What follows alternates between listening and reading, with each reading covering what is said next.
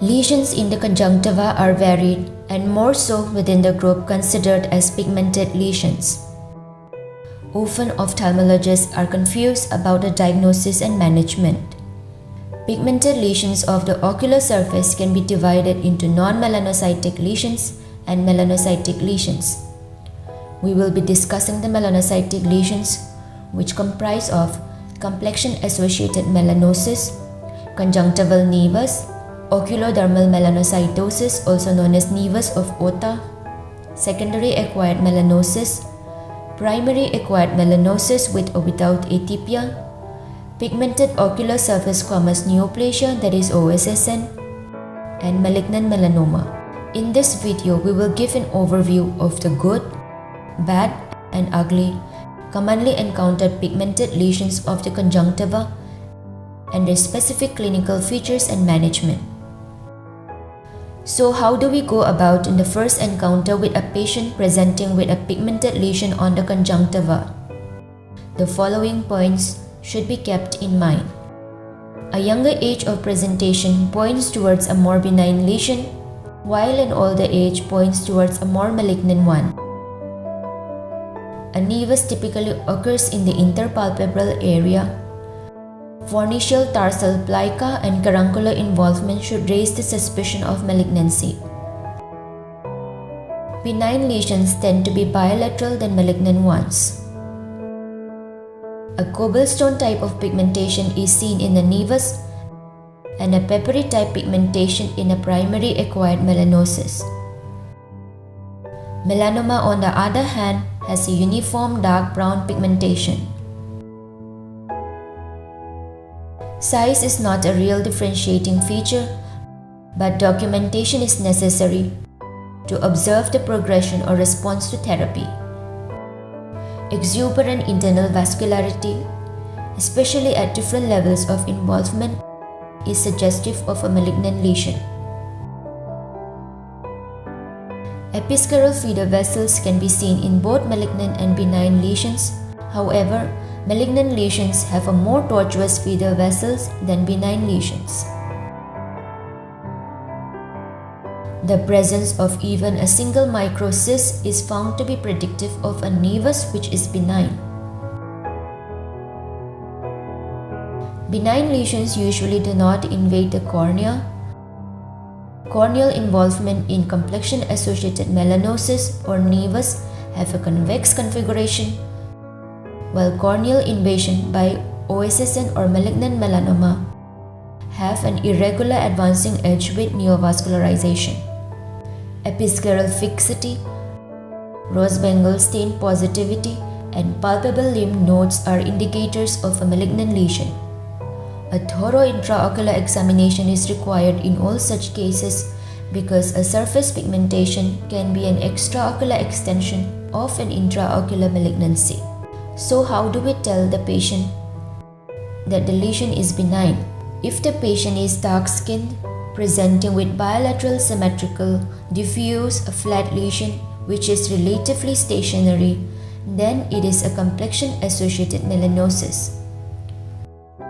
If there is history of inflammatory condition or irritant-induced pigmentation, then it is a secondary acquired melanosis.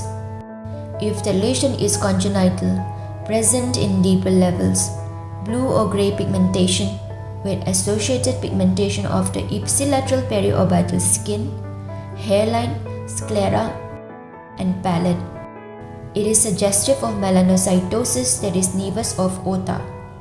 If the lesion is focal, presenting in the first to second decade, and increasing in size or change in color during puberty or pregnancy, and has microsis with no episcleral fixity, it is suggestive of a conjunctival nevus.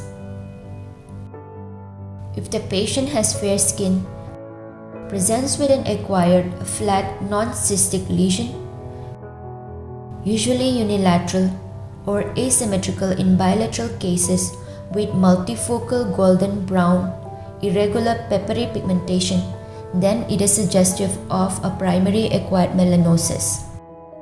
How do we manage such a benign lesion?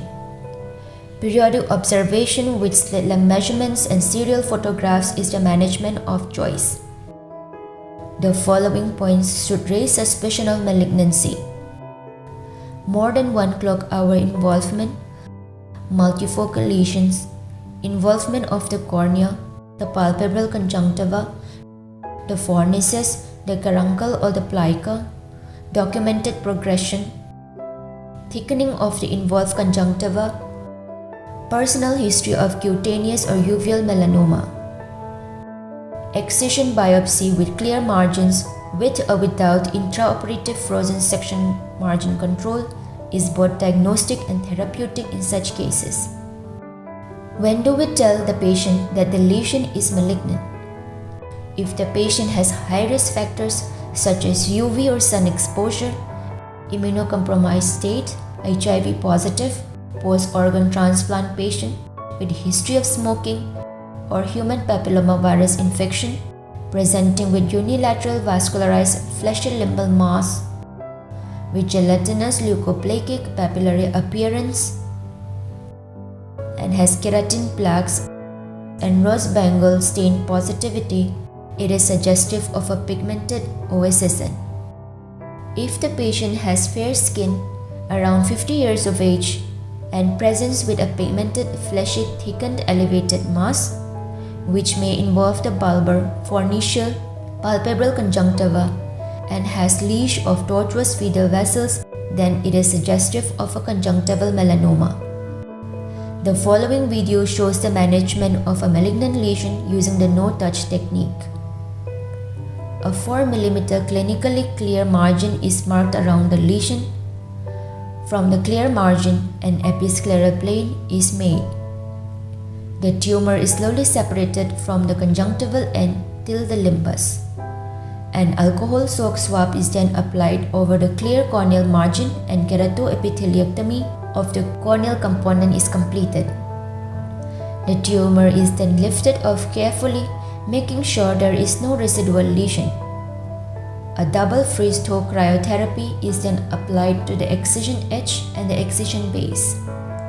The surface is finally reconstructed using amniotic membrane graft and glue. So despite the varied forms of presentation, it is definitely possible to differentiate the various pigmented lesions and further plan the appropriate treatment.